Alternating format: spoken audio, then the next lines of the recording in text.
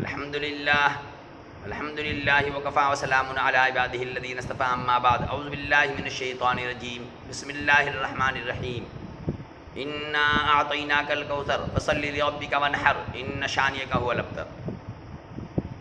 اس آیت میں حضور صلی اللہ علیہ وسلم کو اللہ تعالیٰ نے فرمایا کہ میں نے آپ کو خیر کثیر عطا فرمایا، آپ شکر کے خیر کثیر شکر کے طور پر آپ نماز پڑھیے، قربانی کیجیے۔ جو لوگ آپ کو برا بھلا کہتے ہیں، ابتر کہتے ہیں، انہی کا نام و نشان مٹنے والا ہے۔ ابو جہل مٹنے کا مطلب یہ ہے کہ ان کی اولاد نسل ختم ہو جائے، ایسا نہیں ہے۔ اب ابو جہل کا لڑکا اکرمہ، وہ ایمان لے آئے تھے بعد میں، حضور صلی اللہ علیہ وسلم کی روحانی اولاد بن گئی۔ اس طریقے سے نام مٹنے کا مطلب اس کا نام کوئی اچھا سے لینے والا نہیں رہے گا۔ آپ کا نام قیامت تک لوگ اچھے سے لیں گے، قیامت تک آپ کو لوگ آپ کے ماننے والے موجود رہیں گے، آج بھی ہے، قیامت تک رہے گا۔ بہرحال قربانی کے متعلق تھوڑی سی باتیں بتانی ہے آج۔ ایک مسئلہ یاد رکھنا ہے کہ منت کی قربانی، منت مان لیا کہ میرا کام بن جائے گا، بیٹا اچھا ہو جائے گا، یا کوئی بھی منت مان لیا تو منت کی قربانی کا سارا گوشت خیرات کرنا سنت ہے۔ اسی طریقے سے قربانی چھوٹے جانور میں تو خصی، بکری، دمبا، بھیڑ، اس میں ایک ہی کی طرف سے ہوگا، لیکن بڑے جانور میں 7 آدمی شریک ہو سکتے ہیں۔ اونٹ، گائے، بیل، گائے پر پابندی ہے، اس سے بچنا چاہیے۔ تو اونٹ، گائے، بھینس، بیل، اس میں 7 شریک ہو سکتے ہیں۔ تو قربانی بھی ملا سکتے ہیں، عقیقہ بھی ملا سکتے ہیں، منت کی قربانی بھی ملا سکتے ہیں، اور اثار ثواب بھی ملا سکتے ہیں، یعنی کسی مردوں کے نام سے قربانی کریں وہ بھی ملا سکتے ہیں۔ کسی مردے نے وصیت کیا مرتے وقت کہ میرے تہائی مال سے، یعنی تہائی مال کا مالک، 3 حصے میں سے 1 حصے کا مالک ہوتا ہے مرنے والا، تو مرنے والے نے کہا کہ میرے تہائی مال سے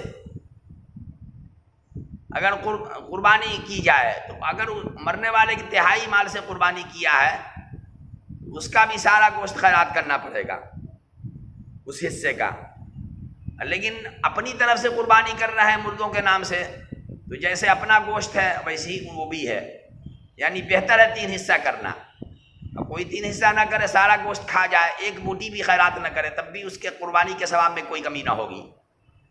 تو بہرحال قربانی میں اس کا یاد رکھنا ہے کہ جس میں 7 ہیں تو اس میں قربانی میں منت کی قربانی بھی ملا سکتے ہیں، عقیقہ بھی ملا سکتے ہیں، اور ساتھ ساتھ اثار ثواب بھی ملا سکتے ہیں۔ اس میں کوئی حرج نہیں، گوشت کھانے کی نیت صرف نہ ہو تو یہ جائز ہے۔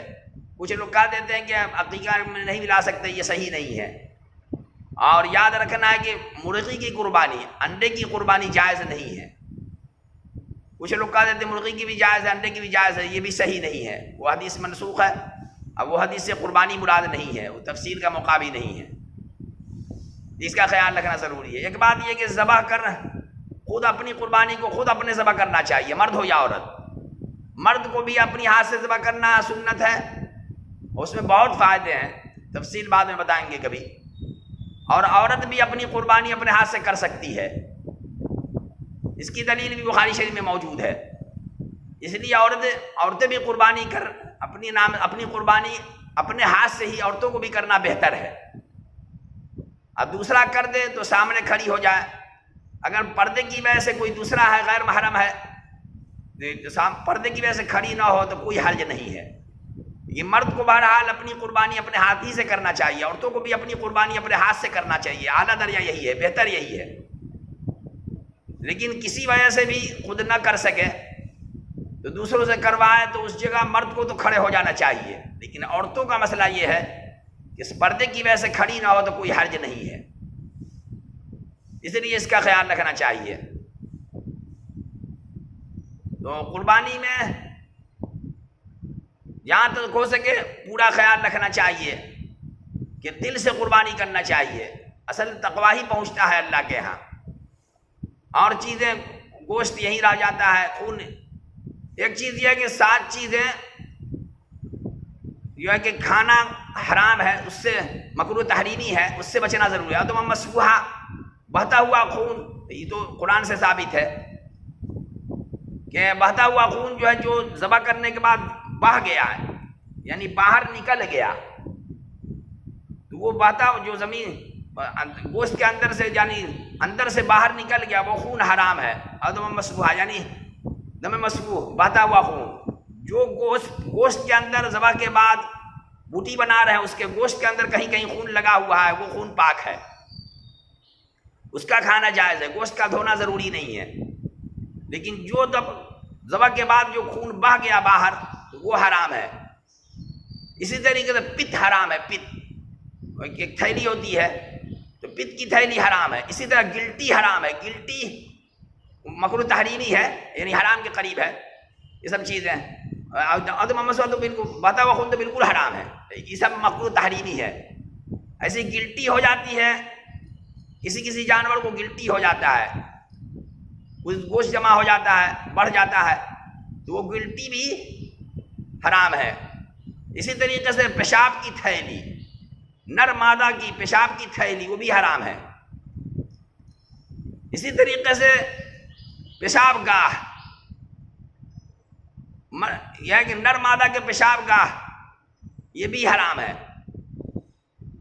اس طریقے سے پخانہ کا مقام پیشاب گاہ یہ بھی حرام ہے, پیشاب گاہ. اسی طریقے سے یہ جس کو پوتھا کہتے ہیں جو کھسی کو جو ہوتا ہے دو کیا کہتے ہیں اس کو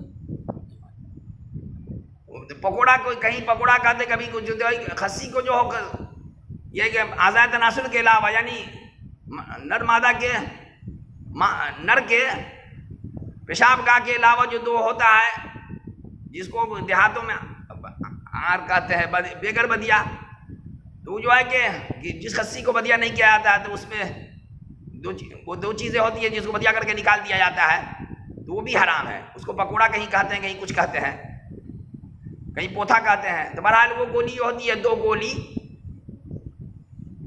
تو وہ پیشاب گاہ کے بغل میں جو دو گولی ہوتی ہے تو وہ دونوں گولی بھی حرام ہے, مکروہ تحریمی ہے. اس طریقے سے جو یہ کہ ہڈی کے اندر جو سفید سا گودا نظر آتا ہے وہ بھی مکروہ تحریمی ہے. ان سب چیزوں سے بھی بچنا ضروری ہے, اس کا خیال رکھنا چاہیے اور قربانی دل کھول کر کرنا چاہیے. اللہ تعالی ہم سبوں کو دل سے قربانی کرنے کی توفیق عطا فرمائے. اور جو بعض لوگ جو کہہ دیتے ہیں کہ قربانی کی جگہ یہ کر دینا چاہیے, خیر و خیرات کرنا چاہیے, بہتر نہیں ہے. قربانی اللہ کے ان 3 دنوں میں 10, 11, 12 ان 3 دنوں میں اللہ تعالیٰ کو خون بہانا ہی پسند ہے. اس کا پورا خیال رکھنا چاہیے. اللہ تعالیٰ ہم سب کو کرنے سے زیادہ عمل کی توفیق عطا فرمائے. آمین ثم آمین.